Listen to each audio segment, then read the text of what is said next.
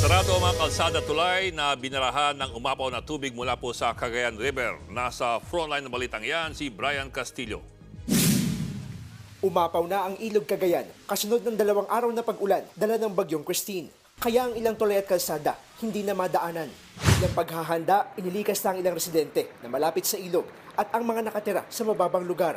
Hindi rin madaanan ng Ferry Itawes Bridge sa bayan ng Piat sa Cagayan dahil sa taas ng tubig. Hinaha naman ang ilang bahagi ng Pinakanawan Avenue sa Tuguegarao City. Ang bubong naman ng paaralang ito sa Bugay North District nasira dahil sa hagupit ng bagyo. Sa ngayon, nasa coastal waters na ng South Ilocos Sur ang bagyong Christine. Pabugso-bugso ang ulan na minsay sinasabayan ng malakas na hangin. Sa ilang coastal area sa Lawag, naglalakihang alon ang humahampas sa dalampasigan.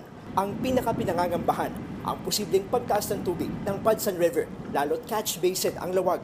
Bilang paghahanda sa posibleng hagupit ng bagyo sa norte, nagsara na ang karamihan sa mga establishmento sa Lawag City, Ilocos Norte. Halos walang katao-tao sa mga kalsada dahil sa banta ng pagbaha.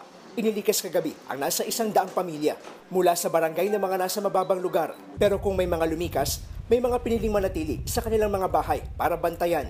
We tried to make sure that everything was under control and inshallah, God willing, everything was fine. Nagbabalita mula sa frontline, Brian Castillo, News 5.